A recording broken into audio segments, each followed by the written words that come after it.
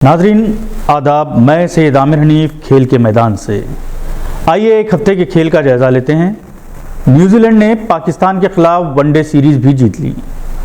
Pakistani team ने इस कदर ख़राब मुजाहरा किया कि ऐसा लग रहा था कि खिलाड़ी बाबर आजम के खिलाफ बगावत कर रहे हैं। एक इंटरनेशनल टीम एक स्कूली टीम से भी बदतर मुजाहरा कर रही थी। खराब फील्डिंग, सुस्त रफ्तार बैटिंग, विकेट कीपर रिजवान का 5 कैचेस ड्रॉप करना, बॉलर्स का नाकाम साबित होना, ऐसा लग रहा था गोया बाबर आजम को कप्तानी से हटाकर ही दम लेंगे। पहले इंग्लैंड और फिर न्यूजीलैंड ने पाकिस्तान को इनकी सरजमीन पर शर्मनाक शिकस्त दी है। मैच हारने के बाद बाबर आजम ने प्रेस कॉन्फ्रेंस में कहा कि वो कप्तानी छोड़ रहे हैं। इन्होंने रिजवान पर इल्ज़ाम आयद किया कि इसने जानबूझकर कैचेस ड्रॉप किए हैं। हालांकि बैटिंग में फ़खरुज़्ज़मान ने बहुत अच्छी सेंचुरी बनाई और ख़ुद रिजवान ने 77 रन बनाए, मगर बॉलर्स और फील्डर्स ने पाकिस्तान को हरा दिया। टेस्ट की तरह वनडे और T20 में भी सरफराज अहमद को वापस लाने की मांग की जा रही है। अब न्यूजीलैंड की टीम हिंदुस्तान का दौरा करने वाली है। 3 वनडे और 2 T20 मैचेस खेले जाएंगे। 18 जनवरी को हैदराबाद में पहला मैच होगा। हैदराबाद की आवाम संक्रांति की छुट्टियां मना रही है और बेचैनी से पहले मैच का इंतज़ार कर रही है ताकि अपने फेवरेट खिलाड़ी को एक्शन में देख सकें। मोहम्मद सिराज को अपने होम ग्राउंड में अपनी सलाहियतों के मुजाहरे का मौका मिलेगा और वो यकीनन जोश और वलवले के साथ अपने होम क्राउड के दरमियान बेहतरीन बॉलिंग का मुजाहरा करने के लिए बेचैन होंगे। सूर्य कुमार की बैटिंग देखने के लिए भी क्रिकेट शौकीन बेताब हैं।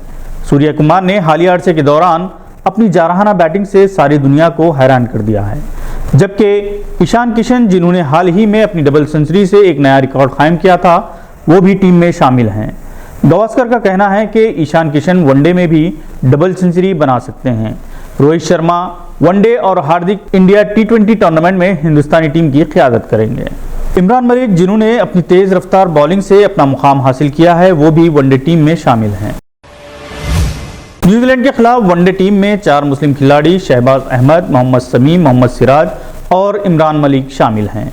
देखना है कि आखिरी 11 खिलाड़ियों में कितने खिलाड़ियों को जगह मिलती है। T20 टीम में पृथ्वी शा को भी शामिल किया गया है, जिन्होंने रणजी ट्रॉफी मैच में मुंबई के लिए खेलते हुए 379 की तारीख साज इनिंग खेली थी। न्यूजीलैंड के बाद ऑस्ट्रेलिया के साथ टेस्ट सीरीज के लिए सूर्य कुमार यादव और ईशान किशन के अलावा विकेटकीपर KS भरत को शामिल किया गया है। होम सीरीज का 9 फरवरी से नागपुर से आगाज हो रहा है। 4 टेस्ट की सीरीज दिलचस्प हो सकती है। हार्दिक पांड्या को इनकी ऑलराउंडर सलाहियतों की बिना पर टीम की कप्तानी दी गई है।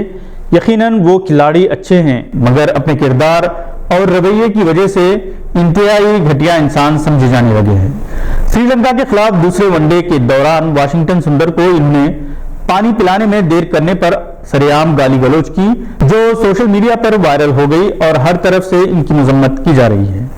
इसके अलावा इस मुंहफट खिलाड़ी के बारे में भी कहा जाने लगा है कि बहुत जल्द ये घमंडी हो गया है, क्योंकि इसने रोहित शर्मा की कप्तानी पर भी कुछ ऐसे रिमार्क्स किए जो रोहित जैसे अहम खिलाड़ी के खिलाफ एक जूनियर खिलाड़ी की जबान से नाकाबिले बर्दाश्त। मैदान से बाहर भी इनकी सरगर्मियां कभी भी नापसंदीदा रही। कपिल शर्मा शो में भी इनके बयान की वजह से इनके खिलाफ एक्शन लिया गया था और इस बात का अंदेशा है कि इस ऑलराउंडर को इसकी जबान ले डूबेगी। सरफराज खान हिंदुस्तानी क्रिकेट सेलेक्टर्स की नाइंसाफी की एक ऐसी मिसाल है जिस पर अफसोस और मातम करने को जी चाहता है। डोमेस्टिक क्रिकेट में ये खिलाड़ी मुसलसल बेहतरीन मुजाहरा करता रहा और सेंचुरियों पर सेंचुरियां स्कोर कर रहा है, मगर जाने क्यों सेलेक्टर्स इन्हें नजरअंदाज करते जा रहे हैं। सरफराज खान से मुताल्लिक क्रिकेट मुबस्सिरीन बार बार सेलेक्टर से सवाल कर रहे हैं कि आखिर सरफराज को नजरअंदाज करने की वजह क्या है। इसका कोई जवाब अभी तक किसी ने देने की हिम्मत नहीं की। सोशल मीडिया पर क्रिकेट शौकीन BCCI सिलेक्शन कमेटी पर तनकीद कर रहे हैं। इन्होंने सरफराज खान के मुकाबले में सूर्य कुमार को टीम में शामिल किया, जो सरफराज खान की तौहीन है। True cricket commentator Harsha Bhogle ने भी तनकीद की कि सरफराज खान का रन बनाने का औसत 80 से जायद है। 2021 रणजी सीरीज में इन्होंने 122 के औसत से 982 रन बनाए, जिसमें 4 सेंचुरियां शामिल है और इनका सबसे ज्यादा स्कोर 275 रन था। जारिया सीरीज में भी वो 2 सेंचुरियां और 1 हाफ सेंचुरी की मदद से 107 की औसत से 430 रन बना चुके हैं। मगर सेलेक्टर्स ने सूर्या कुमार को वनडे फॉर्म की बुनियाद पर टेस्ट सीरीज में जगह दी, शायद इसलिए कि सरफराज खान के सोशल मीडिया पर इतने फॉलोअर्स नहीं हैं जितने सूर्या कुमार के हैं। इससे ज्यादा नाइंसाफी सेलेक्टर्स नहीं कर सकते। हिंदुस्तानी टेनिस स्टार सानिया मिर्जा ने रिटायरमेंट की तारीख का ऐलान कर दिया। सानिया मिर्जा ने अपने ट्विटर और इंस्टाग्राम अकाउंट पर एक इंतहाई जज्बाती पोस्ट करते हुए बताया है कि वो ऑस्ट्रेलियाई ओपन के बाद अपने बेटे के साथ ज्यादा वक्त गुजारना चाहेंगी। ऑस्ट्रेलियाई ओपन 16 जनवरी से शुरू होने जा रहा है और ये इनका आखिरी टूर्नामेंट होगा। हालांकि सानिया मिर्जा ने पहले ही ऐलान किया था कि वो WTA दुबई टेनिस चैंपियनशिप के बाद रिटायरमेंट लेंगी, जो कि 19 फरवरी से शुरू हो रहा है, लेकिन अब इन्होंने अपना इरादा बदल दिया है। World cup hockey tournament Bhubaneswar में खेला जा रहा है। 29 जनवरी तक जारी रहने वाले इस टूर्नामेंट में दुनिया के 16 टॉप टीमें हिस्सा ले रही है, जिनमें हिंदुस्तान के अलावा Australia, South Africa, France, Argentina, Belgium, Japan, Korea, Germany, Netherland, Chile, Malaysia, New Zealand, Wales शामिल हैं। हिंदुस्तान ने अपना पहला मुकाबला स्पेन से जीता है। एक दौर था जब हिंदुस्तान वर्ल्ड ओलंपिक चैंपियन हुआ करता था। इस वक्त ये 6ठे नंबर पर है, फिर भी तवक्को है कि ये कोई ना कोई मेडल हासिल जरूर कर लेगा। रोनाल्डो $400 मिलियन मुआवजा लेकर सऊदी अरब को वर्ल्ड कप 2030 मेजबानी उम्मीदवारी को यकीनी बनाने की कोशिश करेंगे।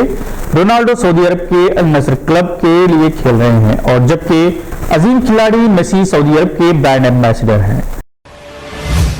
मैदान में बहुत कुछ बाकी है, मगर वक्त बहुत कम है। इजाजत दीजिए, अगले हफ्ते एक बार फिर खेल के मैदान से हाजिर होंगे। तब तक के लिए खुदा हाफिज।